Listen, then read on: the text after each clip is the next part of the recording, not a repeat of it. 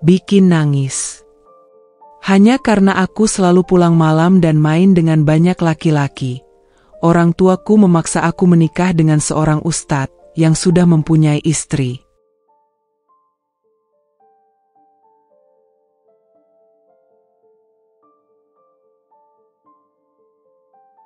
Namaku Diva, 22 tahun, mahasiswi jurusan Desain Komunikasi Visual. Tinggal di sebuah kota kecil di Jawa Barat. Rumahku, dari luar, mungkin terlihat seperti versi mini dari surga. Dipenuhi suara tilawah yang mengalun dari mulut ayah, khutbah yang menggema di ruang tamu, dan lantunan zikir yang terus mengisi udara pagi dan malam. Orang-orang sering bilang, pasti tenang banget, ya, tinggal di rumah seperti itu. Kalau saja mereka tahu, betapa aku sering merasa sesak di dalamnya. Ayahku, Pak Azwar, imam besar di masjid kota. Wajahnya teduh, tutur katanya lembut kepada orang lain. Dihormati jamaah, dianggap panutan. Ibuku, Bu Rohani, adalah pengisi kajian di beberapa majelis taklim. Kalem, anggun, selalu menebar senyum kepada ibu-ibu pengajian yang datang ke rumah. Rumah kami jadi semacam pusat agama. Setiap minggu ada pengajian. Setiap malam Jumat ada majelis zikir. Orang datang membawa masalah, pulang dengan petuah yang katanya menenangkan. Tapi aku tidak pernah benar-benar merasa menjadi bagian dari itu semua. Aku suka kebebasan. Nongkrong di kafe sampai malam, ngopi sambil ngobrol panjang, motoran keliling kota sama teman-teman, cowok, cewek, semua campur. Nonton konser band indie, dandan bold, eyeliner tebal, lipstik merah marun. Ikut komunitas seni yang sering bikin pameran di galeri kecil dekat alun-alun. Aku bukan wanita nakal, aku cuma ingin hidup dengan caraku sendiri. Masalahnya, di rumah ini, menjadi diriku sendiri, itu sama saja seperti mengundang badai. Pagi itu, aku duduk di meja makan, masih setengah mengantuk.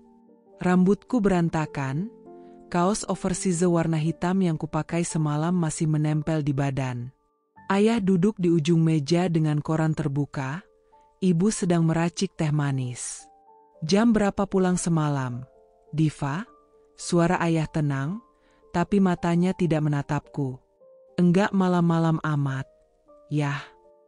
Aku mengaduk sereal, berusaha terdengar santai. Enggak malam menurut kamu itu jam berapa? Ayah melipat koran, menatapku dengan tatapan khasnya, yang membuat orang lain merasa sedang diadili. Aku mendesah. Ya, jam 11:30. Ibu menaruh cangkir teh di hadapan ayah, tapi ikut menimpali, 11:30 itu bukan malam, Div, itu udah dini hari. Anak ustaz, anak ibu pengajian, pulangnya jam segitu, apa kata orang? Aku menatap ibu. Kenapa harus peduli sama kata orang? Aku nggak ngelakuin hal aneh-aneh. Ayah mendengus pelan. Di luar sana, kesan itu lebih penting daripada kebenaran. Orang gak tahu kamu ngapain, tapi mereka lihat penampilan dan kebiasaan kamu. Itu cukup buat menjatuhkan nama keluarga. Aku menahan diri untuk tidak membalikkan mata. Nama keluarga atau reputasi ayah di masjid? Tanyaku datar. Suasana meja makan langsung beku. Ibu menghentikan gerak tangannya. Ayah menatapku lama, seperti menimbang apakah akan marah atau menahan diri. Diva, suaranya dalam. Ayah sudah ajarkan nilai-nilai agama sejak kamu kecil. Tapi kamu memilih jalan yang aku mau, iya, karena itu hidup aku, potongku. Ibu meletakkan sendoknya agak keras. Kamu egois. Kamu pikir hidup ini cuma tentang kamu?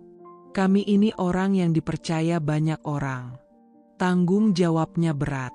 Kalau kamu bikin malu, itu bukan cuma kamu yang kena, tapi kami juga. Aku menghela napas panjang. Aku nggak pernah minta dilahirkan di keluarga ini, Bu. Kalimat itu meluncur begitu saja, dan begitu keluar, aku tahu itu seperti melempar granat ke tengah meja. Ayah menatapku seperti aku baru saja mengucapkan dosa terbesar. Kamu pikir itu lucu? Suara ayah meninggi. Tanpa kami, kamu nggak akan kuliah. Tanpa kami, kamu nggak akan punya rumah untuk pulang. Aku menatapnya balik, mataku panas. Tanpa aku pun, nama kalian tetap bersih. Jadi kenapa nggak pura-pura aja aku nggak ada?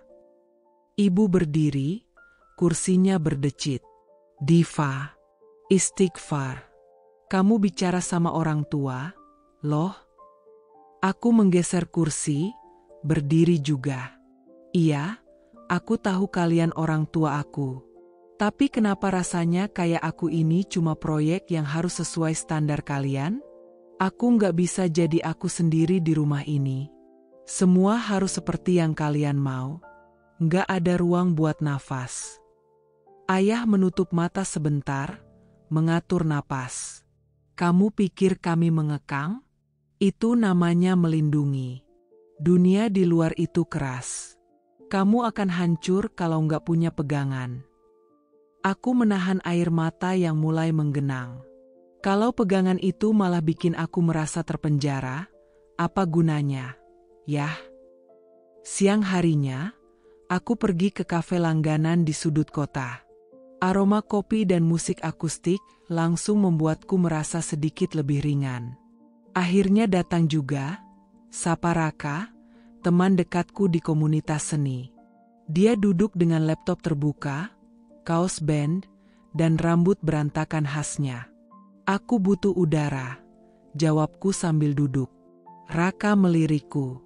Berantem lagi sama orang rumah? Aku mendengus.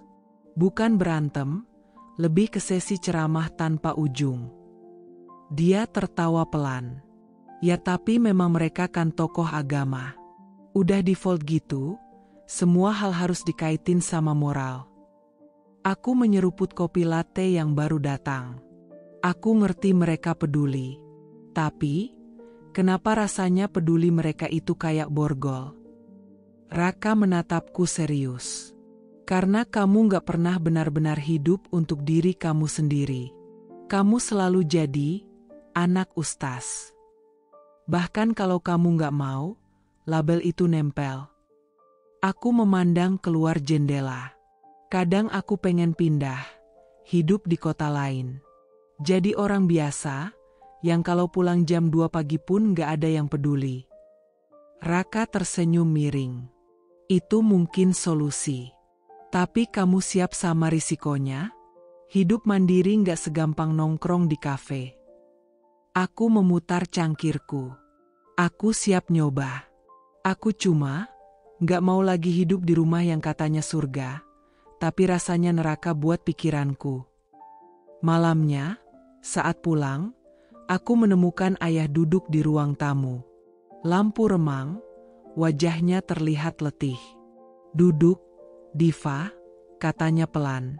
Aku duduk, menjaga jarak. Ayah tahu kamu merasa tertekan. Suaranya tenang. Tapi ayah juga merasa kehilangan anak yang dulu rajin ikut ayah ke masjid. Aku menatap karpet. Anak itu udah gak ada. Yah, yang ada sekarang cuma aku yang mau hidup dengan caraku. Ayah menghela napas panjang. Kalau kamu memang mau pergi dari rumah ini, ayah gak akan menghalangi. Tapi ingat, dunia luar gak sebaik yang kamu kira. Aku menatapnya, ada rasa takut tapi juga lega. Mungkin itu yang harus aku buktikan sendiri. Yah. Kami saling diam. Di luar, suara adzan Isya terdengar. Di dalam, aku tahu, ini awal dari jarak yang akan makin melebar. Aku sudah hafal pola ini. Di rumah, apapun yang kulakukan selalu salah di mata ibu. Rasanya seperti aku ini papan target. Dan setiap hari ibu punya anak panah baru untuk dilemparkan.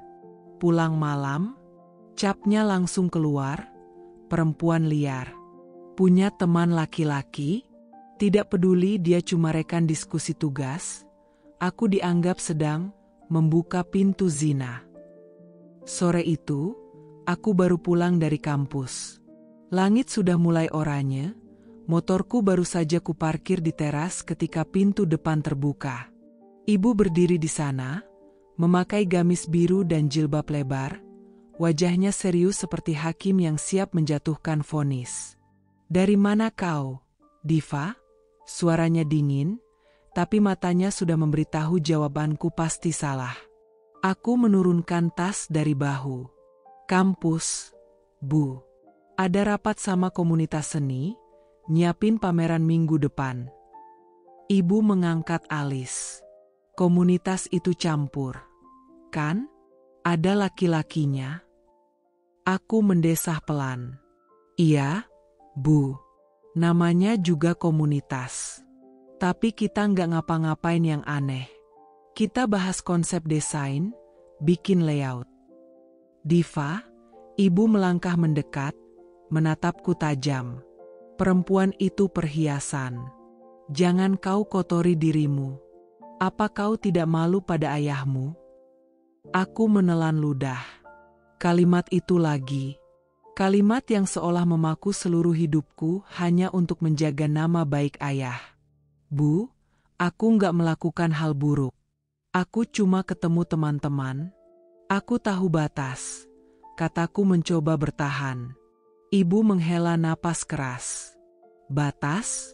Batas itu mudah sekali dilanggar kalau kau terlalu sering dekat dengan laki-laki. Hari ini ngobrol, besok tertawa-tawa, lusa entah apa lagi." Aku menatapnya lama.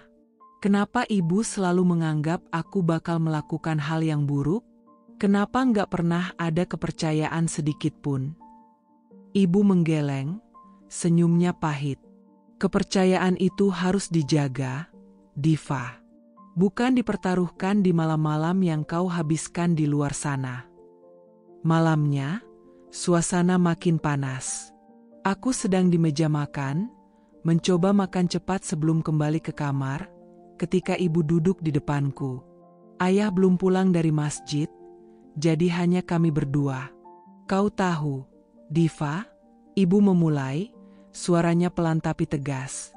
"Di mata orang luar, kau ini anak ustaz. Mereka menganggapmu panutan. Kalau mereka lihat kau keluyuran malam-malam, apalagi dengan laki-laki, apa kata mereka?" Aku meletakkan sendok. Kenapa kita selalu harus hidup berdasarkan kata orang? Aku nggak mau jadi orang yang cuma mikirin omongan tetangga. Itu namanya menjaga martabat keluarga. Suara ibu meninggi. Ayahmu dihormati karena keteladanan keluarganya. Kalau kau rusak citra itu, semua yang ayah bangun bisa runtuh.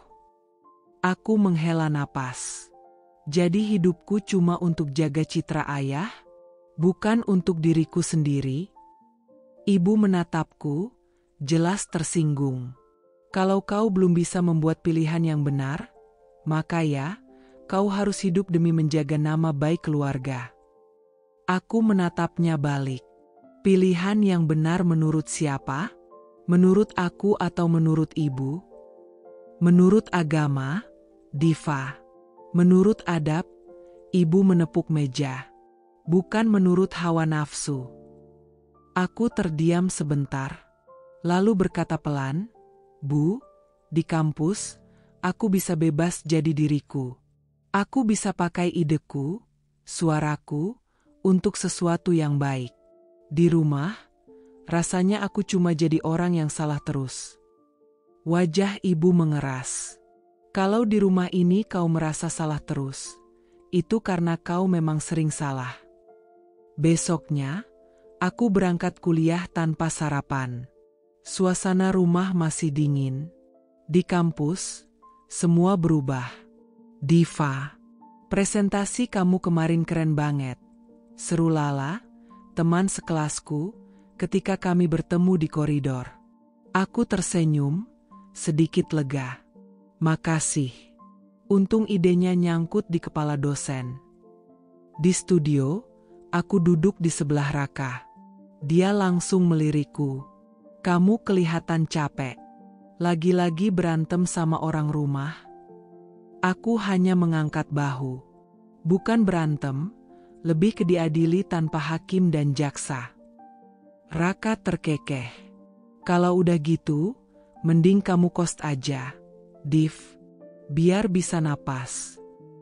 Aku menatapnya. Kost? Bisa sih, tapi ibu bakal bilang aku mau lepas dari pengawasan, terus ngelakuin hal-hal buruk. Padahal kamu cuma mau hidup normal. Raka menimpali. Aku mengangguk. Normal versiku, bukan versi mereka. Malam itu, aku pulang agak larut lagi, jam 10:30. Lampu teras masih menyala, dan seperti yang kuduga, ibu menunggu di ruang tamu. Jam berapa ini? Suaranya langsung memotong udara. 10:30, Bu. Aku tadi mampir bentar ke kafe, nyelesain desain lomba. Ibu berdiri, wajahnya merah. Kau pikir alasan itu cukup? Anak perempuan pulang malam, masih punya nyali bilang cuma mampir kafe? Astagfirullah, Diva. Aku mencoba menahan nada suaraku. Bu, aku bukan anak kecil lagi. Aku tahu mana yang baik, mana yang enggak. Kalau kau tahu mana yang baik, kau tidak akan pulang malam seperti ini. Tidak akan bergaul dengan laki-laki. Bu, aku menaikkan suara. Dunia ini enggak sesempit itu. Aku butuh teman, aku butuh jaringan, aku butuh pengalaman buat masa depan. Semua itu enggak bisa aku dapetin kalau cuma diam di rumah. Ibu memandangku seakan aku makhluk asing. Kau berbicara seperti orang yang sudah kehilangan arah. Hati-hati, Diva. Dunia luar itu penuh jebakan. Aku menghela napas panjang. Mungkin yang bikin aku kehilangan arah bukan dunia luar, Bu, tapi rumah ini. Ibu terdiam, tapi tatapan matanya penuh kemarahan. Kalau kau merasa rumah ini penjara, pintunya selalu terbuka, Diva. Kata-kata itu menamparku. Sakit, tapi juga membuatku sadar sesuatu. Mungkin suatu hari nanti, aku memang harus keluar dari pintu itu. Aku pikir setelah pertengkaran malam itu, semuanya akan mereda. Ternyata aku salah besar. Semua dimulai ketika komunitas seniku akhirnya mengadakan pameran. Ini proyek yang sudah kami kerjakan berbulan-bulan. Aku bahkan ikut jadi koordinator dekorasi. Malam pembukaan berlangsung di sebuah galeri kecil di pusat kota. Banyak tamu datang, dosen, seniman lokal, bahkan wartawan. Aku pulang pukul 11 malam. Menurutku, itu wajar. Aku tidak singgah kemana-mana, tidak juga melakukan hal yang aneh. Tapi begitu membuka pintu rumah, suasananya lain. Lampu ruang tamu menyala terang. Ayah duduk di kursi dengan wajah serius. Ibu berdiri di sampingnya sambil memegang ponsel. Rasanya seperti sidang kilat, dan aku adalah terdakwanya. Duduk, perintah ayah, suaranya pelan tapi tegas. Aku duduk di sofa, menaruh tas di sampingku. Kenapa? Ada apa? Ibu mengangkat ponselnya, memperlihatkan layar. Foto-fotoku di pameran seni terpampang jelas. Aku tersenyum di depan instalasi karya, memakai gaun hitam simpel yang panjangnya sampai lutut, makeup tipis, dikelilingi teman-teman komunitas. Ada juga foto saat aku berbicara di depan pengunjung sambil memegang mikrofon. Kami dapat kiriman ini dari jamaah, kata ibu dingin. Mereka tanya, ini benar anak Pak Azwar? Aku berkedip, mencoba memahami. Terus, salahnya di mana? Ibu mendengus. Salahnya? Lihat bajumu. Lihat siapa yang berdiri di sampingmu. Laki-laki yang bukan mahram, senyum-senyum, bahu hampir bersentuhan. Apa kata jamaah kalau tahu anak ustaz seperti itu? Aku menghela napas, menahan emosi. Bu, itu acara resmi. Semua orang foto bareng, gak ada maksud apa-apa. Bajuku sopan, gak terbuka. Ayah ikut bicara, suaranya berat. Diva, kita ini keluarga yang dilihat orang. Foto-foto itu bisa disalahartikan. Dan ketika orang salah paham, nama baik kita yang kena. Aku menatap mereka bergantian. Jadi semua ini cuma karena foto? Bukan cuma foto. Suara ibu meninggi. Itu bukti kalau kau semakin jauh dari nilai-nilai keluarga ini. Kami malu, Diva. Kami benar-benar malu. Aku terdiam. Kata, malu, itu seperti peluru. Keesokan paginya, aku bangun dan menyadari ponselku tidak ada di meja. Aku mencarinya, lalu menemukannya di tangan ibu saat ia sedang duduk di ruang makan. Itu HP aku. Bu, kataku pelan. Ibu simpan dulu, jawabnya santai, supaya kau tidak menggunakannya untuk hal-hal yang memalukan lagi. Aku menatapnya tak percaya. Bu, itu keterlaluan. Aku butuh HP buat tugas kampus, buat koordinasi. Apa kau pikir ibu bodoh? Semua urusan tugas bisa lewat laptop. HP hanya jadi jalan kau berhubungan dengan orang-orang yang merusakmu. Merusak? Mereka temanku, Bu. Teman tidak mengajakmu pulang malam. Teman tidak membuat orang tuamu malu. Potongnya cepat. Aku merasa darahku mendidih. Bu, aku udah dewasa. Kenapa diperlakukan kayak anak kecil yang harus dikurung? Karena kau belum bisa dipercaya, Diva. Hari-hari berikutnya, aturannya makin ketat. Aku dilarang ikut rapat komunitas, bahkan untuk persiapan pameran penutupan. Ibu menelepon dosen pembimbing, bilang aku sedang kurang sehat, supaya aku bisa pulang kuliah tepat waktu. Tidak ada lagi alasan untuk mampir keluar. Suatu sore, aku pulang dari kampus dengan wajah kusut. Lala, teman sekelasku, menatap heran. Div, kok nggak pernah nongol lagi di komunitas? Anak-anak nyariin kamu. Aku tersenyum pahit. Aku lagi dibatasi geraknya. Dibatasi? Sama siapa? Rumah. Lala tertawa kecil, mengira aku bercanda. Tapi ketika melihat wajahku yang serius, tawanya memudar. Div, kamu gak bisa kayak gitu terus. Pameran itu kan karya kamu juga. Masa kamu gak hadir? Aku menunduk. Kalau aku keluar, resikonya lebih besar. Dianggap membangkang. Dan di rumah ini, membangkang itu dosa nomor 1. Malam itu, aku memberanikan diri bicara dengan ayah. Dia sedang duduk di ruang kerja, membaca kitab tebal. Yah, suaraku pelan. Ayah mengangkat kepala. Ya? Aku mau minta HP-ku dikembalikan. Aku janji gak akan posting apapun yang bikin ayah atau ibu malu.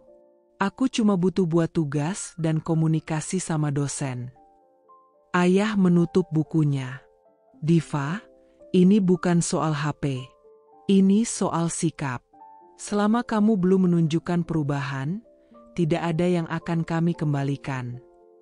Aku menatapnya, mencoba menahan air mata. Perubahan apa yang ayah maksud? Jadi anak yang gak pernah keluar rumah? Yang cuma ikut kegiatan yang ayah setujui? Itu bukan aku, Yah. Ayah menatapku lama, lalu berkata pelan, kalau menjadi dirimu sendiri berarti mengorbankan kehormatan keluarga, maka itu memang bukan yang kami inginkan. Kalimat itu menusuk dalam. Aku berdiri, keluar dari ruang kerja tanpa berkata apa-apa lagi. Hari-hari berikutnya aku merasa seperti tahanan rumah. Semua gerak-gerikku diawasi. Bahkan kalau aku di kamar terlalu lama, ibu akan mengetuk pintu untuk memastikan aku tidak sedang membuat masalah. Aku mulai merasa terasing di rumah sendiri. Di kampus, aku masih bisa tersenyum. Tapi begitu pulang, senyum itu hilang. Aku tidak lagi punya ruang untuk bernafas. Dan di suatu titik, aku mulai berpikir, mungkin lebih baik keluar dari rumah ini, meski itu berarti menghadapi dunia tanpa perlindungan mereka. Malam itu, udara di ruang tamu begitu tebal, seolah dinding-dinding rumah ikut bersekongkol untuk menjeratku. Lampu gantung memancarkan cahaya kuning pucat yang membuat wajah semua orang tampak lebih serius dari biasanya. Ayah duduk di kursi utama, mengenakan baju koko putihnya, tangan disilangkan di depan dada. Ibu di sampingnya, wajahnya dingin, seperti hakim yang sudah memutuskan vonis sebelum sidang dimulai. Di hadapanku, duduklah sosok yang selama ini hanya kulihat dari jauh di acara pengajian kota, Ustaz Farid. Umurnya 40-an, janggut rapi, senyum tipis yang entah mengapa terasa seperti pisau yang dibungkus kain halus. "Diva," suara ayah memecah keheningan, tenang tapi tegas. "Kami sudah banyak memikirkan ini. Dan kami sudah berdiskusi dengan Ustaz Farid." Aku meneguk ludah. "Memikirkan apa?" tanyaku pelan, walau jantungku sudah berdebar tidak enak. Ibu langsung memotong, "Tentang masa depanmu. Tentang jalan terbaik untuk menyelamatkanmu dari kebiasaan-kebiasaan yang menjerumuskan." Aku mengerutkan dahi. "Maksudnya?" Ayah menarik napas panjang, lalu menatapku lurus-lurus. "Kami ingin kamu menikah dengan Ustaz Farid." Darahku seperti berhenti mengalir. "Apa?" Suaraku nyaris tidak keluar, tapi cukup terdengar untuk membuat semua orang di ruangan menoleh ke arahku. Ibu justru menatapku dengan mata yang seolah berkata, "Ini untuk kebaikanmu. Kami sudah berbicara. Ustaz Farid orang baik. Beliau bisa membimbingmu, memperbaiki akhlakmu. Dia sudah berkeluarga, iya, tapi istri beliau setuju untuk menerima kamu sebagai madu." Aku menoleh ke arah Ustaz Farid, mencari tanda bahwa ini cuma lelucon buruk. Tapi ia hanya menatapku sambil tersenyum tipis, seolah sedang memandangi barang yang akan segera menjadi miliknya. "Ini jalan keluar dari dosa-dosamu," tambah ibu. Aku tersentak, nada suaraku meninggi. "Dosa? Hanya karena aku nongkrong sama teman-teman? Hanya karena aku ikut pameran seni?" "Diva," tegur ayah, suaranya berat. "Jaga bicaramu di depan Ustaz." Ustaz Farid akhirnya buka suara. Suaranya lembut tapi mengandung sesuatu yang membuatku ingin kabur. "Diva, aku paham kamu kaget. Tapi aku ingin kamu tahu, aku tidak melihat ini sebagai paksaan. Aku melihat ini sebagai amanah untuk membimbingmu. Aku yakin, kamu akan jadi istri yang baik kalau diarahkan." Aku tertawa miris. "Diarahkan? Apa aku ini kuda pacuan?" Ibu langsung menepuk lututnya, marah. "Astagfirullah. Ini yang aku maksud. Lidahmu tidak terjaga, hatimu keras. Makanya kau butuh bimbingan suami saleh." Aku berdiri, tak sanggup duduk lagi. "Tidak. Aku tidak akan menikah dengan orang yang bahkan bukan pilihanku." Ayah ikut berdiri, wajahnya tegang. "Kau pikir pilihanmu selama ini benar? Lihat apa yang kau lakukan pada keluarga ini. Foto-fotomu di Instagram, duduk bareng laki-laki, tertawa lepas di kafe. Apa kata jamaah kalau tahu anak ustaz seperti itu? Apa kata jamaah? Apa kata orang?" Aku mengulang dengan nada getir. Semuanya tentang apa kata orang. Kan? Tidak ada yang peduli apa yang aku rasakan. Ibu memandangku seolah aku makhluk asing. Kami peduli. Makanya kami selamatkan kamu. Ustaz Farid sudah setuju, tinggal kamu yang mengucap iya. Aku menatap mereka satu persatu. Dan kalau aku bilang tidak, suara ibu tajam, kau pikir kau bisa hidup sendiri? Kau pikir dunia luar akan menerimamu tanpa nama baik keluarga ini? Ustaz Farid menunduk sedikit, pura-pura rendah hati. Aku tidak mau memaksa. Tapi kalau ini yang disepakati keluargamu, aku akan siap kapan saja. Kata-kata itu seperti jebakan yang dibungkus doa. Aku menggenggam jemariku sendiri, berusaha menahan gemetar. Maaf, tapi aku tidak akan menikah hanya untuk membersihkan nama kalian. Ayah memejamkan mata, menarik napas panjang, lalu berkata lirih tapi menusuk. Kalau itu keputusanmu, jangan salahkan kami kalau nanti kami tak lagi menganggapmu anak. Kalimat itu menghantamku seperti palu godam. Ruang tamu tiba-tiba terasa sesak. Ibu menatapku dingin, Ustaz Farid tetap tersenyum tipis. Aku tahu, malam itu, batas antara aku dan keluargaku baru saja digambar dengan tinta hitam yang tebal, dan mereka yang memegang pena. Aku pikir penolakan itu cukup untuk membuat mereka mundur. Ternyata, justru membuat mereka menggila. Seminggu setelah pertemuan pertama dengan Ustaz Farid itu, rumahku berubah seperti ruang interogasi. Hari itu, aku baru saja pulang kuliah. Begitu pintu dibuka, aroma masakan belum sempat menyambutku, tapi tatapan tajam ibu dan ayah langsung menyambar. Di ruang tamu, kulihat beberapa wajah yang sudah kukenal. Pak De Rudi, Bude Lastri, dua bibi dari pihak ibu, bahkan dua tetangga dekat, Bu Iwin dan Bu Erna, yang terkenal rajin ikut pengajian ibu. Diva, duduk. Suara ibu datar, tapi tajam. Aku menatapnya heran. Ada apa? Kok rame banget? Duduk dulu, perintah ayah. Nadanya seperti imam yang sedang memimpin khutbah Jumat, tenang tapi mengandung ancaman. Aku menarik napas, duduk di kursi paling ujung. Rasanya semua mata di ruangan itu menusukku seperti jarum. Bude Lastri yang paling vokal membuka pembicaraan. Nak Diva, kami semua di sini ingin bicara baik-baik. Kami sayang sama kamu.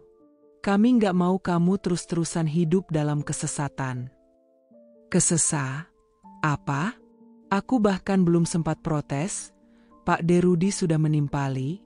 Iya, kamu ini anak ustaz besar. Masa kelakuannya memalukan? Main sama laki-laki yang bukan mahram, pulang malam, foto-foto yang gak pantas. Itu semua membuka pintu neraka. Nak. Aku menatap mereka satu persatu. Pak De, Bude, kalian tahu nggak? Aku pulang malam itu karena ada pameran seni kampus. Bukan dugem, bukan karaoke, bukan yang aneh-aneh. Alasan. Bu Wiwin langsung memotong. Pameran seni itu banyak laki-laki kan? Lalu foto kamu itu, Diva, kamu berdiri dekat sekali sama laki-laki. Itu nggak sopan. Aku mengerang frustrasi. Ya ampun, Bu Wiwin, itu teman satu kelompok pameran. Bukan pacar, bukan gebetan. Ibu mendesah keras, seperti sudah muak. Kamu nggak usah membela diri, Diva. Fakta sudah jelas. Kamu semakin jauh dari ajaran agama. Makanya, kami memutuskan rencana terbaik untuk menyelamatkan kamu. Aku mengangkat alis. Menyelamatkan? Menikah sama Ustaz Farid itu yang kalian maksud. Ayah yang sedari tadi diam akhirnya bicara. Iya, ayah sudah berbicara dengan Ustaz Farid. Dia bersedia membimbingmu menjadi istri sholehah. Dia akan membawamu ke jalan yang benar. Aku tertawa kecut. Ayah sadar nggak? Dia sudah punya istri dan anak? Kenapa aku harus nikah sama dia? Apa aku ini barang rusak yang harus dititipkan ke siapa saja yang mau? Jaga bicaramu, suara ayah meninggi. Ini demi kebaikanmu. Kami tidak mau melihat kamu hancur. Bibi dari pihak ibu ikut menyambar. Nak, jangan turuti hawa nafsu. Lebih baik punya suami soleh yang bisa membimbing ke surga daripada bebas di luar tapi terjerumus ke neraka. Aku menggeleng tak percaya. Jadi kebebasan memilih jalan hidup sendiri itu neraka, ya? Dan pernikahan yang dipaksa itu surga? Kalau surga model begitu, aku nggak mau. Suasana ruangan memanas. Bu Erna menghela napas panjang, lalu berkata dengan nada sok bijak. Diva, kamu ini cantik, masih muda. Kalau nggak segera dinikahkan, nanti malah jadi fitnah. Orang akan bicara yang enggak-enggak. Aku sudah nggak tahan. Bu Erna, orang mau ngomong apa, biarin. Selama aku nggak ngelakuin yang mereka tuduhkan, itu urusan mereka, bukan urusan saya. Ibu menatapku dengan mata berkaca-kaca, tapi aku tahu itu bukan air mata sedih. Itu amarah yang terbungkus. Diva, kamu tega bikin malu ayah? Tega bikin malu keluarga besar ini. Aku menatap balik. Yang bikin malu itu kalau aku menikah tanpa cinta. Apalagi dengan orang yang sudah punya istri. Itu bukan aku, Bu. Itu bukan hidup yang aku mau. Pak De Rudi menggeleng pelan. Astagfirullah, anak sekarang memang keras kepala. Nanti kalau azab Allah turun, jangan salahkan siapa-siapa. Aku berdiri. Kalau ini yang kalian sebut nasihat, aku rasa pembicaraan ini selesai. Aku capek dengar orang ngomong seolah-olah tahu isi hatiku. Tiba-tiba ayah membentak, Diva, duduk. Bentakan itu membuat semua orang terdiam. Aku menelan ludah, menatapnya. Ayah jarang sekali membentakku seperti itu. Kamu pikir kamu hebat? Kamu pikir kebebasan yang kamu kejar itu akan membawa kebahagiaan? Ayah malu punya anak seperti kamu. Suaranya berat dan tajam. Kata-kata itu menusuk lebih dalam daripada teriakan siapapun di ruangan itu. Tapi aku menegakkan punggung. Kalau ayah malu, itu urusan ayah. Tapi aku nggak akan mengorbankan hidupku untuk membela citra ayah di mata jamaah. Hening. Semua orang seperti menahan napas. Ibu menutup wajahnya dengan tangan, seakan-akan aku baru saja mengucapkan dosa terbesar dalam sejarah keluarga ini. Keluar, kata ayah akhirnya. Pergi ke kamar. Kita akan bicara lagi nanti. Dan percayalah, keputusan ini akan tetap dijalankan. Aku melangkah pergi, tapi sebelum masuk kamar, kudengar suara lirih dari salah satu bibi yang duduk di belakang. Anak ini, kalau dibiarkan, besok-besok bisa lari dari rumah. Aku tersenyum miris. Mereka pikir aku anak nakal. Mereka pikir aku nggak paham agama. Padahal yang aku pahami justru, agama bukan alat untuk mengurung seseorang. Dan aku akan membuktikan itu, dengan atau tanpa restu mereka. Aku ingat malam itu dengan jelas. Tas ranselku sudah kugendong, beberapa baju dilipat seadanya, dompet, charger, dan laptop, bekal hidup yang cukup bagiku. Aku tak peduli lagi dengan tatapan ibu atau ancaman ayah. Nafasku sesak di rumah itu. Aku butuh udara. Kereta menuju Bandung malam itu seperti pintu menuju dunia baru. Niken, sahabatku di kampus, langsung mengangkat telepon begitu aku bilang aku akan datang. Tenang aja, Div. Tidur di kos gue dulu. Gue siap tampungin lu sampai lu bener-bener aman. Katanya, begitu tiba di Bandung, aku merasa seperti lolos dari penjara. Kos Niken sederhana, tapi terasa hangat. Dia menyambutku dengan segelas teh panas. Gila, Div, lu nekat banget. Lu yakin gak ada yang nyariin? Aku tersenyum miris. Kalau nyariin sih pasti. Tapi gue gak peduli. Gue capek. Nick, capek diatur, capek dihakimi. Hari-hari di Bandung berjalan ringan. Aku mulai mengambil proyek desain freelance, poster acara kampus, logo komunitas, bahkan ilustrasi untuk sebuah brand kopi lokal. Rasanya menyenangkan bisa kerja sambil duduk di coffee shop, laptop terbuka, musik indie mengalun pelan, tanpa ada suara ibu yang memerintahku pakai gamis atau ayah yang menatapku tajam. Niken sering mengajakku hangout bareng teman-temannya, dan untuk pertama kalinya aku bisa tertawa lepas tanpa takut besok akan dipanggil untuk diceramahi. Akhirnya lu jadi diva yang gue kenal lagi, kata Niken suatu malam sambil menyeruput kopi. Bukan diva yang matanya kosong setiap kali gue ketemu di kampus. Aku menatap langit Bandung yang dingin, senyum tipis terukir di bibirku. Gue mau kayak gini terus, Nick, bebas. Tapi kebebasan itu ternyata singkat. 2 minggu setelah aku kabur, HP-ku yang sudah kuganti nomor tiba-tiba menerima pesan dari nomor tak dikenal. Nak, ibu sakit. Tolong pulang. Ibu gak kuat lagi. Tanganku bergetar. Aku membaca pesan itu berulang kali. Niken langsung curiga. Div, lo yakin itu beneran sakit? Jangan-jangan. Gue gak bisa abaikan. Nick, itu ibu gue. Suaraku lirih. Keesokan harinya, aku pulang. Perjalanan ke rumah dipenuhi rasa cemas. Bayangan ibu terbaring lemah membuatku gelisah.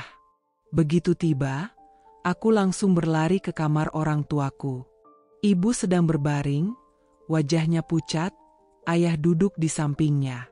Ibu, aku memegang tangannya. Hangat, tidak dingin seperti orang yang sakit parah.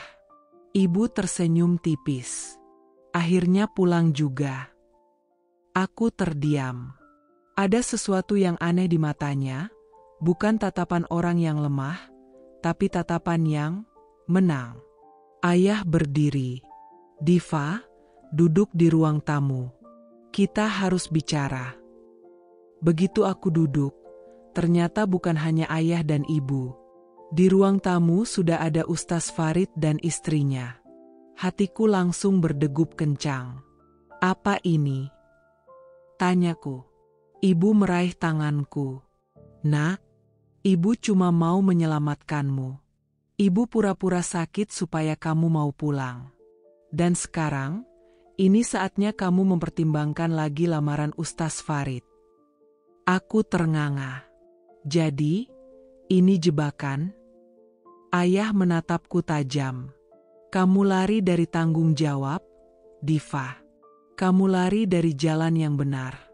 Dan kami tidak akan diam melihat anak kami menuju neraka. Niken pernah bilang keluargaku pandai memainkan rasa bersalah, dan kini aku merasakannya langsung. Mereka mengatur panggungnya begitu rapi. Istri Ustaz Farid ikut bicara, suaranya lembut tapi menusuk. Diva, kalau kamu mau menikah dengan suami saya ikhlas. Saya percaya dia bisa membimbing kamu. Aku hampir tertawa saking absurditasnya. Bu, saya nggak mau jadi istri kedua siapapun, apalagi suami orang. Ibu menghela napas panjang, lalu berdiri. Kalau begitu, mulai malam ini, kamu gak akan kemana-mana. HP-mu akan ibu pegang lagi, dan kalau perlu, ibu akan berhenti makan sampai kamu mau menikah. Aku menatapnya, tak percaya. Itu ancaman? Bukan, jawabnya datar. Itu bukti kasih sayang seorang ibu yang ingin anaknya masuk surga. Saat itu aku sadar, pulang adalah kesalahan besar. Rumah ini memang selalu menjadi penjara yang mengatasnamakan surga pagi itu aku dibangunkan dengan sentakan halus di pundak. "Diva, ayo, nak, kita harus berangkat." Suara ibu lembut, tapi entah kenapa membuat bulu kuduku berdiri. Aku mengucek mata. "Berangkat? Kemana, Bu? Ini masih jam 6 pagi." "Ikut saja, nanti ibu jelaskan," jawabnya singkat, senyum samar yang tak menyentuh matanya. Aku sempat curiga. Sejak aku pulang dari Bandung, suasana rumah terasa aneh. Terlalu tenang. Tidak ada marah-marah, tidak ada ceramah panjang lebar. Ibu bahkan membiarkanku tidur sampai siang kemarin. Tapi aku pikir, mungkin beliau sungguh menyesal sudah memaksaku. Ternyata aku salah besar. Mobil Avanza hitam milik paman sudah menunggu di depan rumah. Aku diajak masuk tanpa sempat sarapan. Di dalam, ada ayah duduk di kursi depan, wajahnya dingin. Paman di kursi kemudi, dan aku bersama ibu di belakang. "Bu, ini mau kemana?" tanyaku lagi. "Ikut saja, nanti kamu mengerti," jawabnya. Nada suaranya kali ini lebih tegas. Sepanjang perjalanan, aku mencoba menebak-nebak. Apakah mereka mau membawaku ke pesantren? Atau ke rumah saudara di luar kota? Tapi semua dugaanku runtuh ketika mobil berhenti di depan sebuah rumah besar bercat putih. Di gerbangnya tertera tulisan Rumah Haji Salim, penghulu resmi. Jantungku langsung berdegup kencang. "Bu, ini apa?" Suaraku bergetar. Ibu menatapku sebentar, lalu menghela napas. "Diva, hari ini kamu akan menikah." "Ah, apa?" "Ustaz Farid sudah siap. Semua ini untuk kebaikanmu, nak. Ibu tidak mau kamu terus-terusan tersesat." Aku menoleh ke ayah, berharap setidaknya beliau membelaku.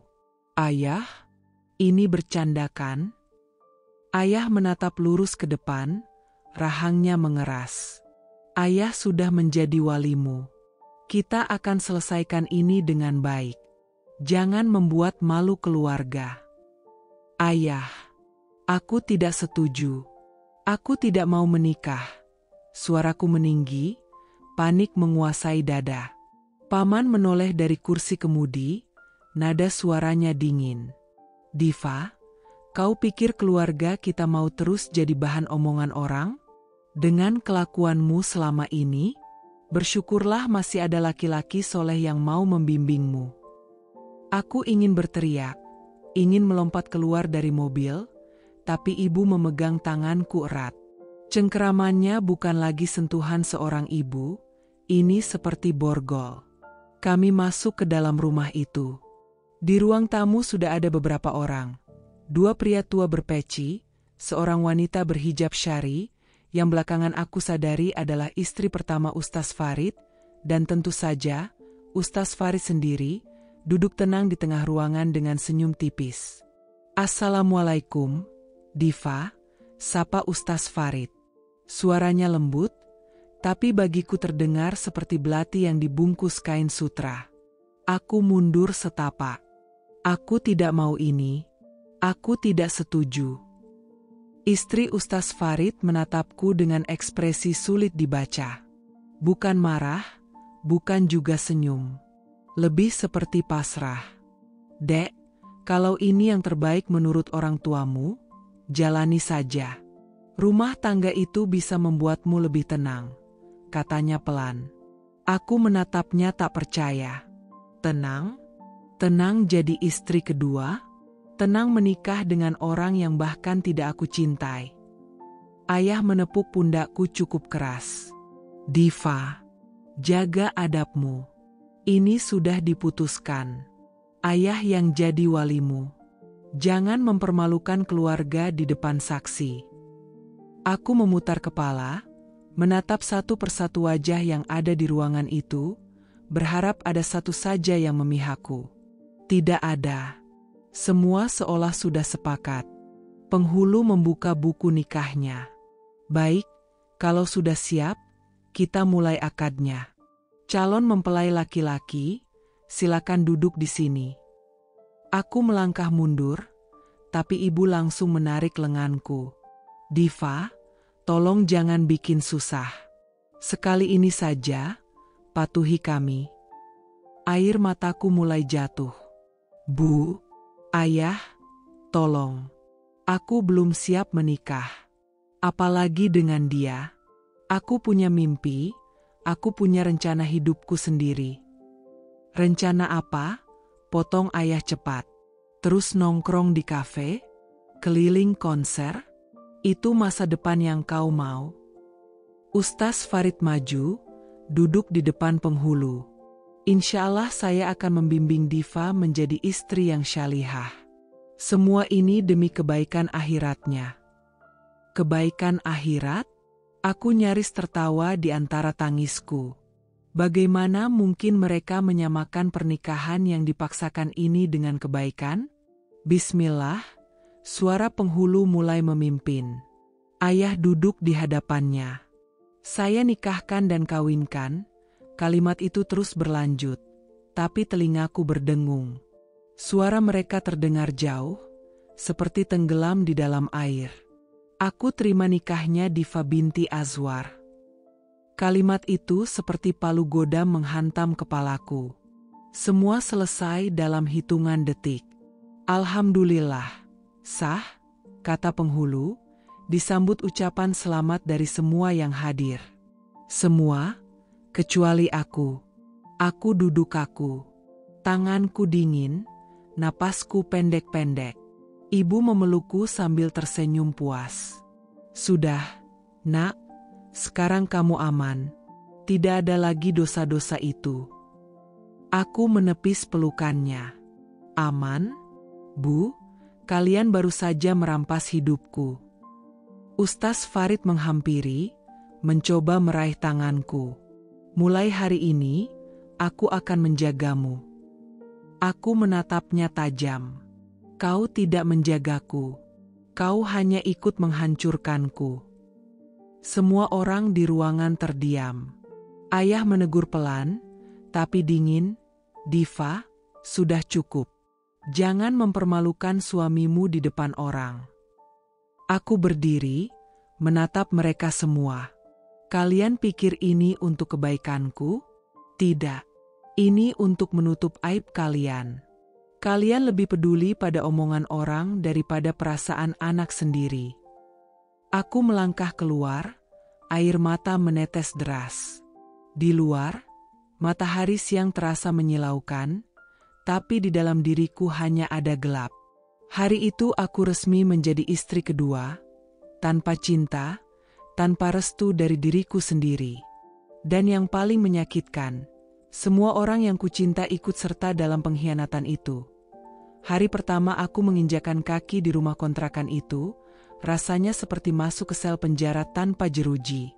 Ket dindingnya mengelupas, jendela kecilnya terkunci dari luar, dan bau lembab menyeruak dari sudut dapur. Ustaz Farid menaruh koperku di lantai dengan santai, lalu menatapku dengan tatapan penuh otoritas yang membuat perutku mual. Farid, mulai sekarang, kamu tinggal di sini. Nggak usah pikirin yang lain. Fokus jadi istri sholehah. Aku, sholehah menurut siapa? Menurutmu atau menurut Tuhan?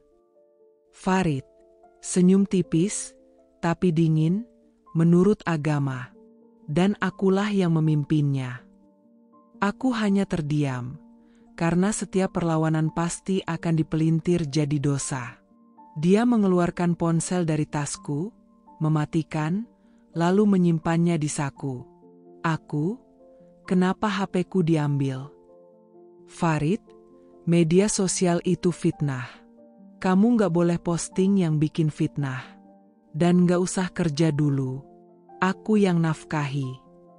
Aku, tapi aku punya klien, aku punya proyek desain. Farid, memotong, sekarang tugasmu hanya satu, jadi istri. Masak, beresin rumah, dan belajar agama. Aku menatap sekeliling kontrakan itu. Satu ruang tamu sempit, satu kamar tidur, dapur kecil tanpa kompor gas yang layak. Semua terasa asing. Dia menatap jam tangannya. Farid, aku nggak bisa lama. Ada kajian malam ini. Aku, jadi, kamu nggak tinggal di sini. Farid, aku datang seminggu sekali. Sisanya, kamu sendiri. Jangan keluar tanpa izin. Hanya seminggu sekali, aku resmi menjadi boneka yang dibuang ke gudang. Hari-hari berikutnya, aku benar-benar seperti tahanan rumah.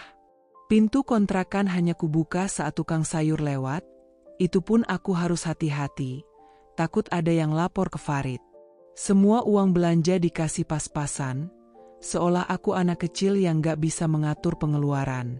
Suatu sore, aku nekat menyalakan data di ponsel cadangan yang aku sembunyikan di bawah kasur. Begitu notifikasi masuk, ada puluhan pesan dari Niken. Niken, Div, lu di mana? Gue udah nyariin. Aku, Nick, gue udah nikah sama Farid. Niken, hah? Astaga, itu ustaz yang udah punya istri? Aku, iya, gue dijebak. Nick, gue ngerasa kayak di penjara. Air mataku menetes saat mengetik. Seminggu sekali, Farid datang dengan pakaian rapi dan wangi parfum mahal. Dia makan masakanku tanpa banyak komentar, lalu mengajakku bicara tentang betapa pentingnya peran istri taat. Farid, kamu jangan banyak keluar. Dunia luar itu penuh fitnah. Aku, kalau dunia luar fitnah, kenapa kamu bebas berkegiatan? Farid, aku laki-laki. Aku punya tanggung jawab di luar. Kamu beda. Aku, jadi aku cuma harus diam, nunggu, dan patuh. Farid, itu bukan cuma. Itu jalan menuju surga. Setiap kali dia bicara, rasanya seperti mendengar khutbah yang dikemas rapi tapi mengurungku semakin erat. Malam itu, aku menatap langit-langit kontrakan. Angin masuk dari celah jendela, membuatku menggigil. Aku mulai sadar, aku bukan cuma istri kedua. Aku adalah tahanan baru, di bawah rezim suami yang katanya ustaz, tapi memperlakukan istrinya seperti barang. Dan yang paling menyakitkan, tidak ada seorang pun dari keluargaku yang menanyakan kabarku. Seolah setelah aku dinikahkan, mereka lepas tangan hari itu, hujan rintik-rintik membasahi atap kontrakan. Aku sudah menimbang-nimbang rencana ini seminggu penuh, sampai akhirnya keberanian itu meluap. Pagi-pagi, aku nekat keluar rumah, tanpa izin Farid, demi satu tujuan, menemui istri pertamanya, Bu Sarah. Alamatnya aku dapat dari pesan singkat Niken, yang katanya hasil kepo dari Facebook lama Farid. Rumahnya hanya berjarak 3 gang dari masjid besar tempat Farid biasa mengisi kajian. Aku berdiri di depan pagar besi rumah itu sambil menggenggam erat payung. Jantungku berdetak kencang. Begitu pagar dibuka, seorang wanita berkerudung biru muda muncul. Wajahnya cantik, tapi matanya sayu. Aku, Bu Sarah. Sarah, terkejut, iya? Kamu siapa? Aku, menelan ludah. Aku, Diva. Istri, suami ibu. Ia terdiam beberapa detik, menatapku dari ujung kepala hingga kaki. Lalu perlahan mempersilakanku masuk. Ruang tamunya rapi, harum teh melati. Tapi suasananya dingin, bukan karena AC, melainkan karena tatapan penuh campur aduk dari wanita yang duduk di depanku. Sarah, jadi, dia sudah menikahimu, diam-diam? Aku, iya, Bu. Aku bahkan gak tahu kalau prosesnya hari itu adalah akad nikah.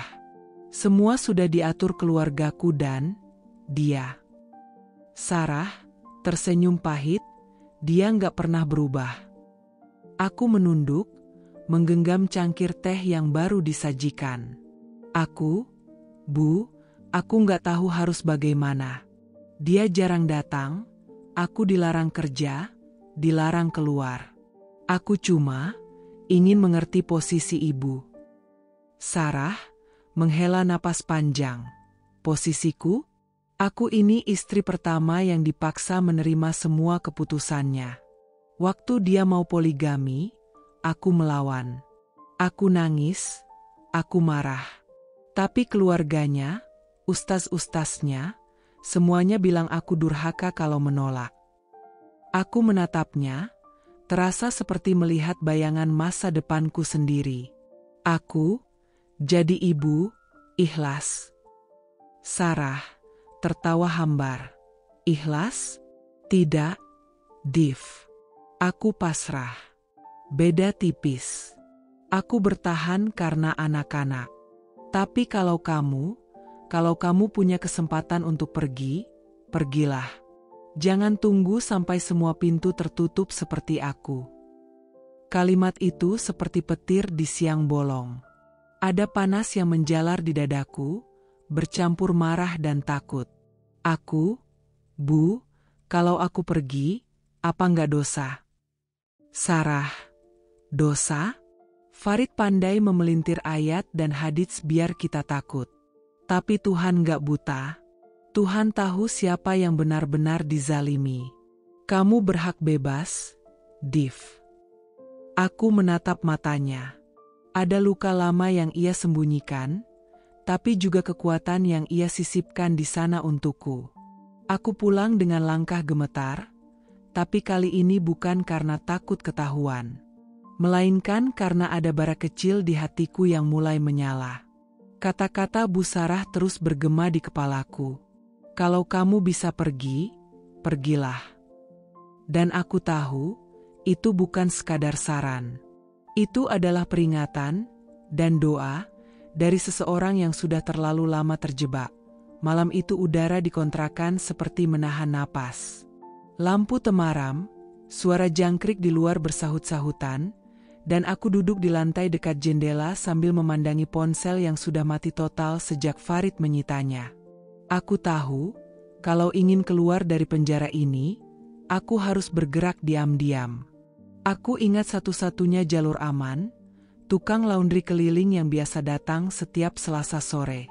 Dia sering mengantarkan baju sampai depan pintu, dan tidak pernah banyak tanya. Hari itu, aku menyelipkan secari kertas kecil di dalam kantong baju yang akan dilaundry. Tulisan di atasnya singkat. Niken, aku butuh kamu. Segera. Aku hanya menulis inisial namaku di sudut kertas, berharap dia paham. 2 hari kemudian, hampir tengah malam, ada suara ketukan 3 kali di pintu belakang. Pola yang hanya aku dan Niken tahu sejak zaman kuliah. Aku langsung membuka pintu pelan-pelan. Niken berdiri di sana, berjaket hitam, napasnya memburu. Niken, cepat, Div. Bawa yang penting saja. Kita pergi sekarang. Aku panik, Nick, aku takut. Kalau dia tahu. Niken, justru itu. Kalau nunggu dia tahu, kamu gak akan pernah keluar dari sini. Tanganku gemetar saat memasukkan beberapa potong baju, dompet kosong, dan fotokopi KTP ke dalam tas kecil. Aku bahkan tidak berani membawa banyak. Takut kalau jejaknya mudah dilacak. Kami berjalan cepat melewati gang belakang yang sepi. Motor Niken terparkir di ujung, lampunya mati. Begitu aku naik, dia langsung tancap gas. Angin malam menerpa wajahku, dan entah kenapa air mataku justru mengalir. Bukan karena sedih, tapi karena untuk pertama kalinya dalam berbulan-bulan, aku merasakan udara bebas. Perjalanan ke stasiun terasa seperti mimpi. Kami membeli tiket kereta ekonomi menuju Yogyakarta, keberangkatan paling pagi. Selama menunggu, kami duduk di pojokan ruang tunggu, menunduk dalam diam. Aku berbisik, "Kenapa Yogya?" "Niken, temanku punya kosan di sana. Sepi, aman, gak ada yang kenal kamu. Kita sembunyi di sana dulu." Aku mengangguk. Dalam hati, aku tahu ini belum akhir. Farid pasti akan mencariku. Tapi malam itu, di kursi kayu stasiun yang dingin, aku memegang erat tangan Niken, sahabat yang berani datang menjemputku dari neraka.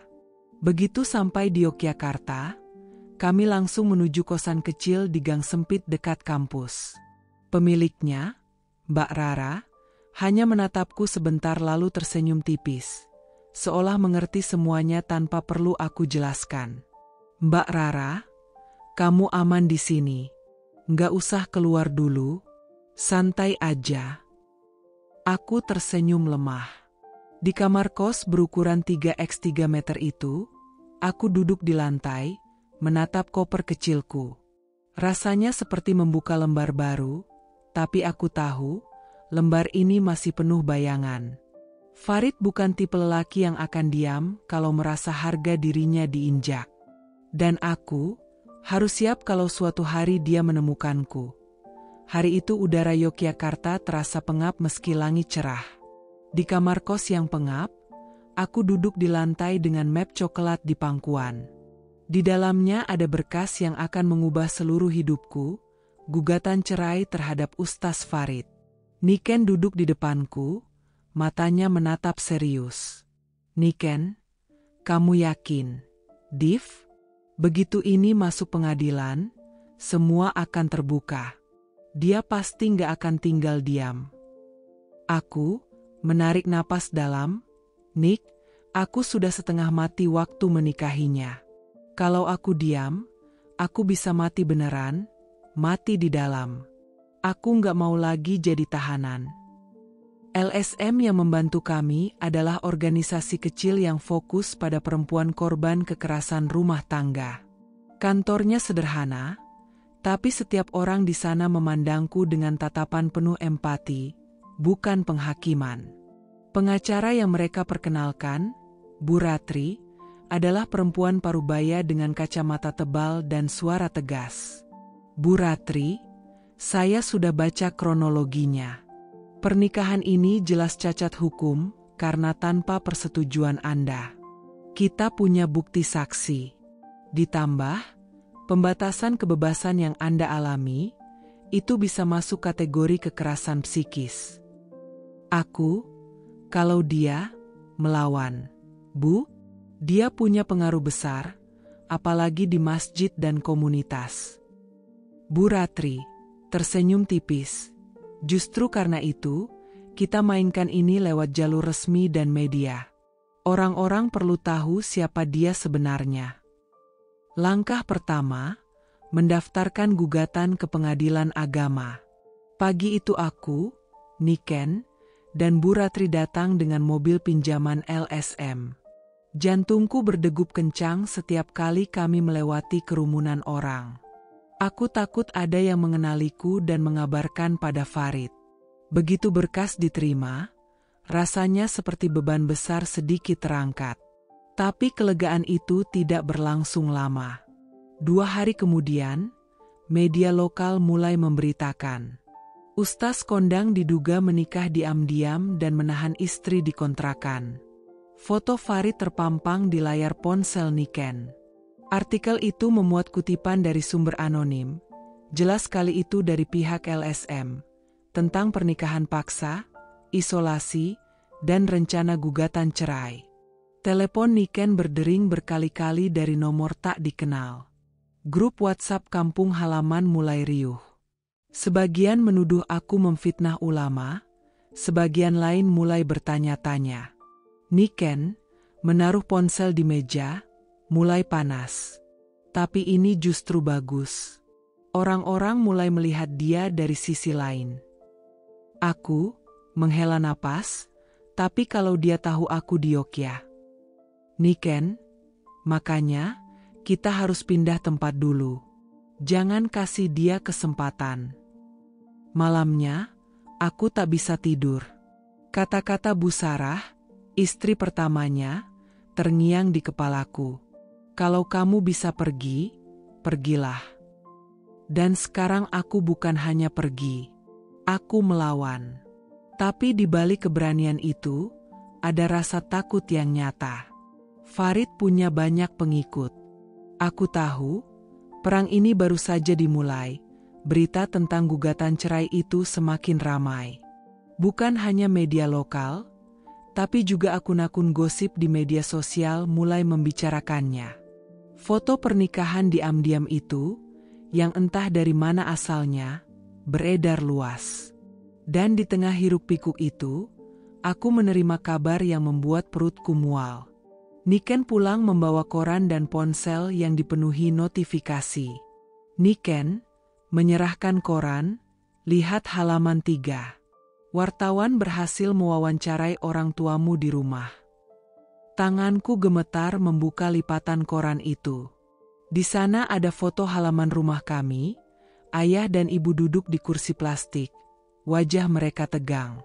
Judulnya, Orang Tua Penggugat Ustaz Farid. Kami malu, tapi itu pilihan dia.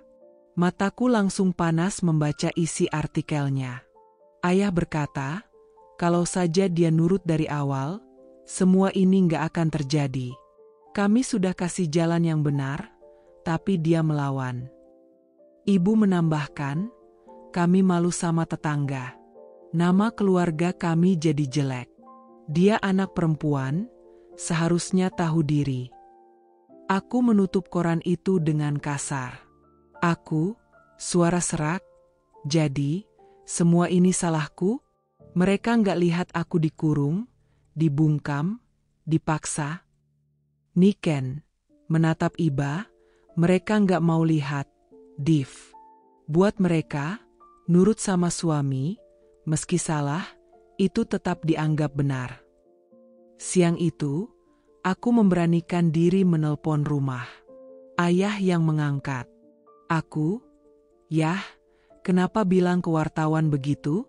Kenapa seolah aku yang mempermalukan kalian? Ayah, dingin. Kamu pikir kami senang? Tetangga ngomongin, orang-orang masjid lihat kami rendah. Kalau kamu diam dari awal, nggak akan heboh begini. Aku, diam berarti aku harus biarin diriku di penjara. Yah. Harus biarin dia datang seminggu sekali dan ninggalin aku sendirian seperti boneka. Ayah, kamu perempuan, Div. Surga perempuan itu di suaminya. Kalau kamu melawan, ya, terima akibatnya. Hatiku seperti diremas. Bahkan darah dagingku sendiri memilih menjaga nama baik dibanding menjaga anaknya. Malamnya, ibu mengirim pesan singkat. Ibu capek. Tolong hentikan ini. Kalau kamu cerai, hidupmu akan hancur. Siapa yang mau sama janda pemberontak? Aku menatap layar ponsel lama sekali. Ada rasa marah, sedih, sekaligus hampa. Aku membalas hanya satu kalimat. Bu, hidupku sudah hancur waktu kalian menikahkan aku diam-diam. Sejak wawancara itu, pandangan publik terbelah.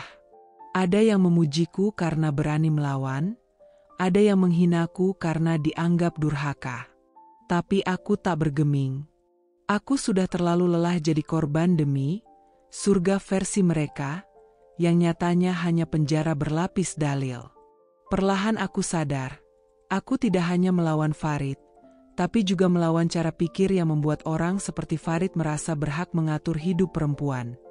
Ancaman itu datang seperti banjir bandang.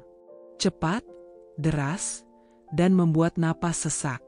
Ponsel Niken tak henti berbunyi, DM, mention, komentar, semuanya datang dari akun-akun yang mengaku sebagai jamaah setia Ustaz Farid. Perempuan seperti kamu pantas dilaknat. Durhaka, neraka sudah menunggumu. Berani melawan ulama? Awas, hidupmu nggak akan tenang. Awalnya aku mencoba tak membaca. Tapi rasa penasaran menusuk seperti jarum. Aku buka satu persatu, dan di sanalah kata-kata itu, pedang yang menusuk dari layar. Mereka membuat poster wajahku dengan label, perusak rumah tangga ulama, lalu menyebarkannya ke grup WhatsApp masjid. Bahkan ada yang mengunggah fotoku sambil menulis, "Cari dia, perlu diingatkan." Suatu malam, saat hujan turun deras, terdengar suara motor berhenti di depan kos. Niken yang mengintip lewat jendela berbisik, "Div, ada orang di luar, bawa cat semprot." Tak lama, suara seret-seret terdengar di tembok pagar.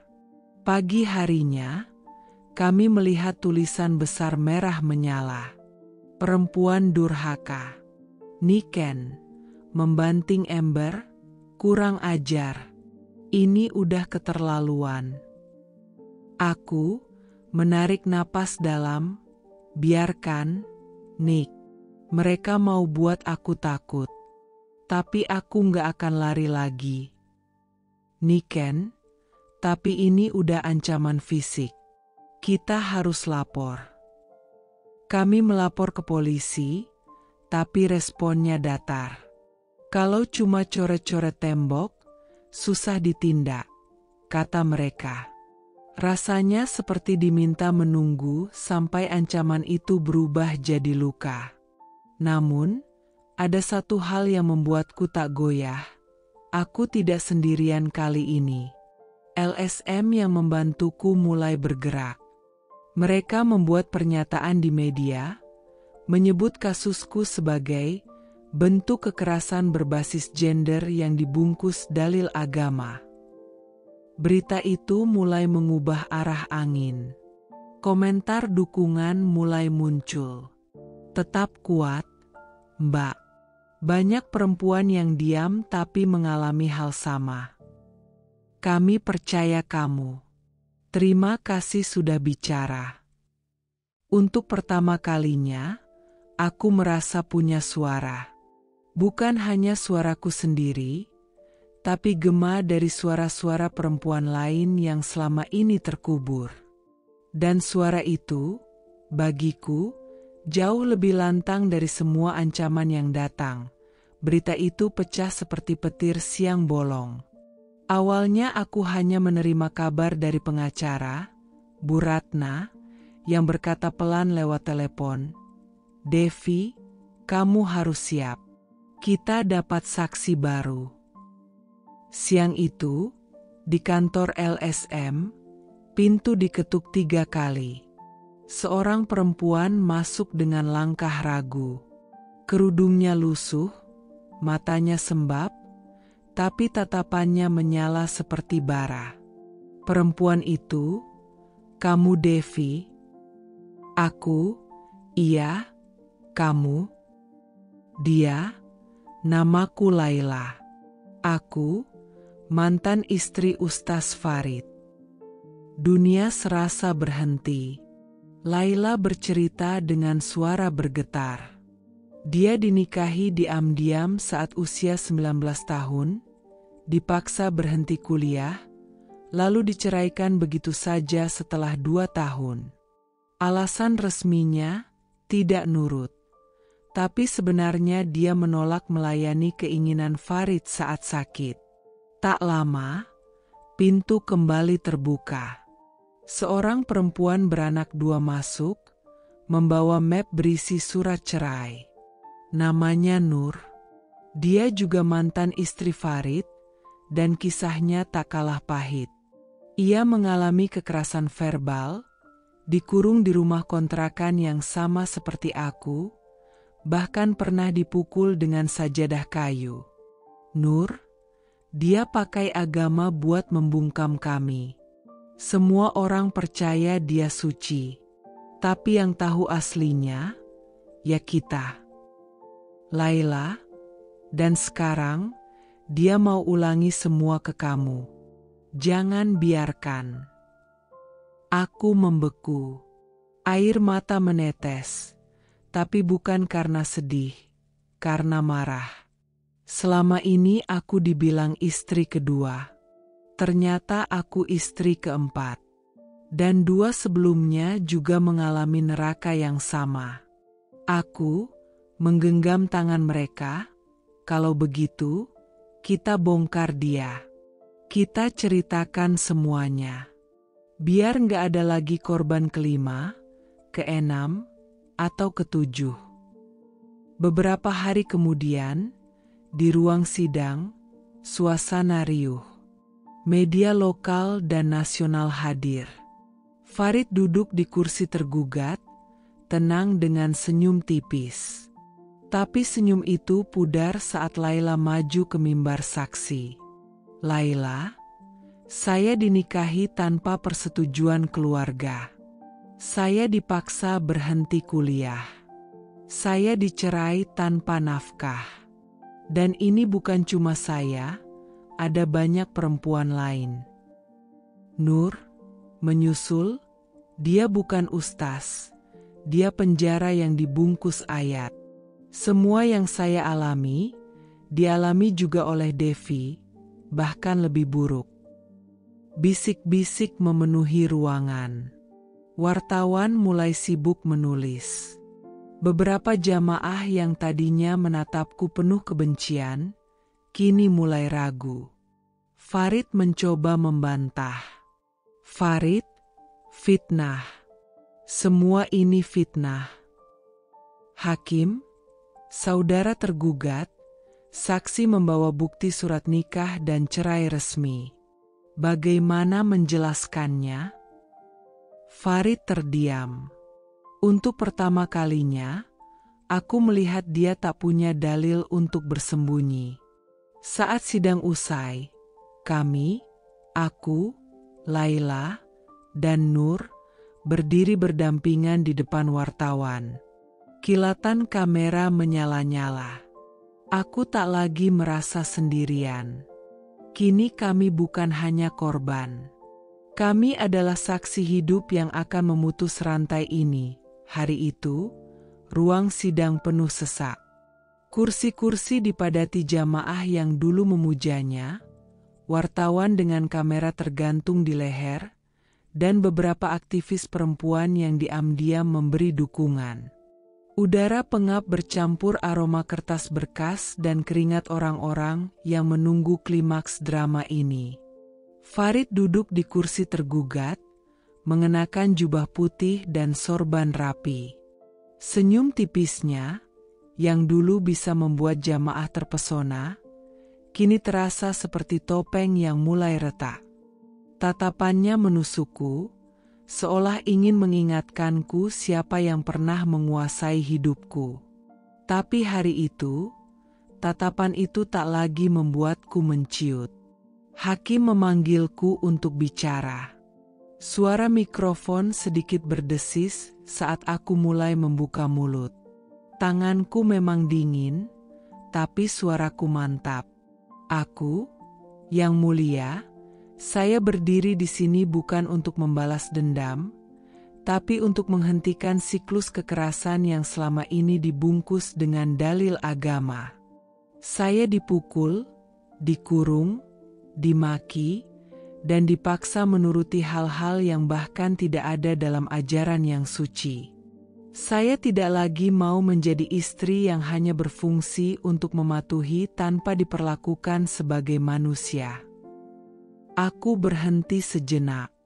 Mata semua orang tertuju padaku. Kamera berderap memotret setiap ekspresi. Aku, hari ini, saya berdiri untuk diri saya sendiri, dan untuk semua perempuan yang pernah, sedang, atau akan mengalami apa yang saya alami, agar mereka tahu, keluar dari neraka bukan dosa. Farid tertawa sinis. Farid, itu semua fitnah. Dia istri durhaka, pembangkang, perempuan yang tidak layak. Hakim mengetuk palu, saudara tergugat, cukup. Ini bukan panggung ceramah. Beberapa jamaah yang dulu paling vokal membelaku saat jadi istri, ustaz idaman, kini mulai saling berbisik. Raut wajah mereka tak lagi meyakinkan. Sidang berjalan cepat setelah itu. Bukti-bukti yang diajukan pengacara LSM, rekaman suara, foto memar, keterangan saksi dari Laila dan Nur, semuanya membuat argumen Farid runtuh. Dia mencoba memelintir, tapi justru makin terjebak dalam kebohongannya sendiri. Ketika hakim mengetukkan palu, suara itu terdengar seperti guntur di dadaku. Hakim mengabulkan gugatan penggugat, menjatuhkan talak 1 bain sughra. Tergugat diwajibkan memberikan nafkah iddah dan mut'ah sesuai ketentuan. Aku menarik napas panjang. Dadaku bergetar, tapi bukan karena sedih, melainkan lega. Aku menatap Farid untuk terakhir kali, bukan sebagai istri yang kalah, tapi sebagai perempuan yang menang. Di luar ruang sidang, wartawan mengerubutiku. Aku hanya berkata singkat, hari ini, aku menang. Bukan hanya di pengadilan, tapi di dalam diriku sendiri. Dan saat aku melangkah keluar, matahari terasa lebih hangat, udara lebih ringan, dan langkahku, untuk pertama kalinya dalam bertahun-tahun, benar-benar bebas. Langkahku menjejak halaman rumah dengan pelan, seperti menguji tanah yang dulu selalu terasa dingin di telapak kaki. Gerbang besi berderit saat kudorong. Aroma tanah basah bercampur bau anyir obat-obatan menyambutku. Aku tahu dari telepon singkat Niken, kali ini ibu benar-benar sakit. Bukan sakit pura-pura untuk memanggilku pulang, tapi sakit yang membuat tubuhnya rapuh dan suaranya lirih. Aku masuk ke ruang tamu. Tidak ada pelukan. Tidak ada sapaan hangat. Ayah duduk di kursi rotan, memandang ke arah televisi yang menyala tanpa suara. Dia tahu aku datang, tapi matanya tak beranjak dari layar. Ibu terbaring di kamar, wajahnya pucat, kulitnya dingin. Aku duduk di sisinya, menggenggam tangannya yang terasa lebih ringan dari ingatan. Bibirnya bergetar, mencoba tersenyum. Ibu, kamu datang. Aku, iya, Bu. Aku datang. Aku merapikan selimutnya, menyeka keringat di pelipisnya. Tidak ada lagi pertanyaan, kapan kembali, atau mau rujuk. Mungkin ia tahu, ada hal-hal yang tak bisa dipaksa pulih. Siang berganti sore. Ayah tetap tak menatapku. Bahkan ketika aku membuatkan teh untuknya, ia hanya mengangguk tanpa bicara. Aku tak lagi menunggu kata maaf. Aku tahu, dia hidup dengan versinya sendiri tentang benar dan salah.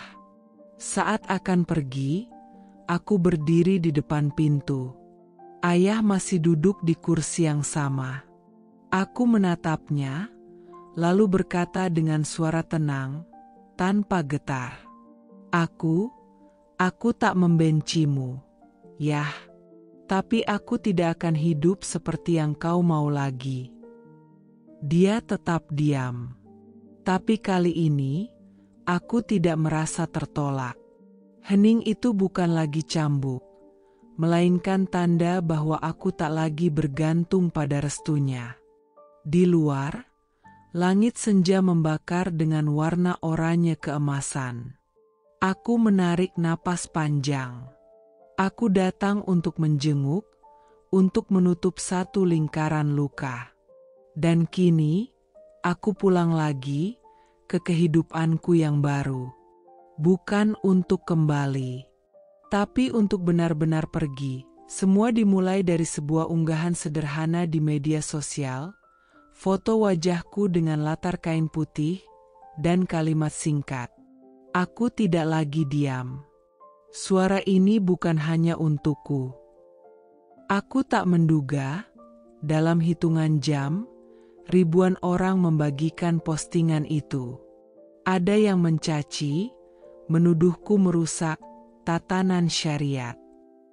Ada yang mendoakan agar aku dilaknat.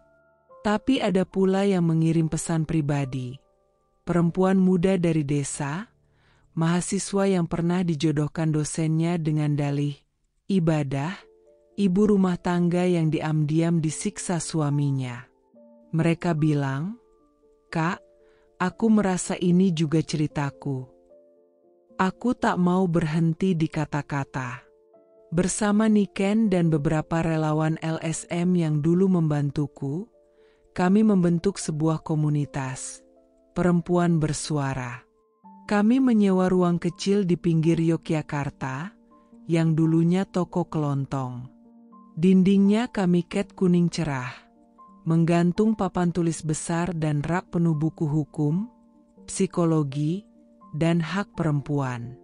Di sana, perempuan-perempuan muda datang. Ada yang masih SMA, ada yang sudah menjadi ibu tapi masih terjebak dalam pernikahan yang tak pernah mereka pilih. Kami memberi mereka kelas tentang hak legal, tentang kesehatan reproduksi, tentang keberanian berkata tidak. Kami juga bekerja sama dengan pengacara untuk membantu yang ingin keluar dari pernikahan paksa. Satu sore, seorang gadis bernama Rara datang. Wajahnya sembab. "Rara, Kak, aku mau dinikahkan minggu depan sama ustaz yang usianya hampir sama kayak ayahku." "Aku? Kamu mau?" Rara menggeleng, "Enggak, tapi kata mereka, ini jalan ke surga." Aku tersenyum tipis, menggenggam tangannya. Surga itu bukan hadiah karena kita disakiti, Ra. Dan kamu berhak memilih jalanmu sendiri. Rara menangis di pelukanku. Saat itu aku sadar, rasa sakit yang dulu hampir mematikan aku, kini menjadi bahasa yang dimengerti perempuan-perempuan seperti Rara. Ceritaku makin viral. Media menulis judul sensasional, "Mantan istri ustaz kontroversial dirikan gerakan perempuan." Setiap kali aku membuka ponsel, notifikasi datang bertubi-tubi. Kebencian tetap ada, orang-orang yang memanggilku penista agama tak pernah absen. Tapi lebih banyak lagi yang berkata, "Terima kasih, karena aku tak lagi merasa sendirian." Aku belajar satu hal, keberanian itu menular. Aroma cat akrilik masih samar di udara.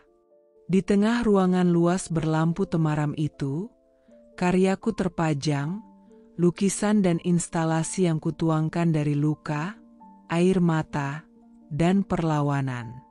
Salah satu karya yang paling banyak dihampiri adalah patung perempuan setengah tubuh.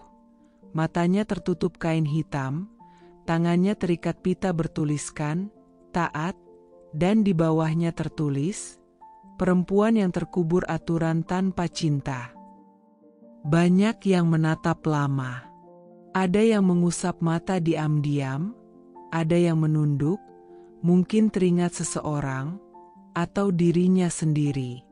Seorang ibu menghampiriku, menggenggam tanganku erat.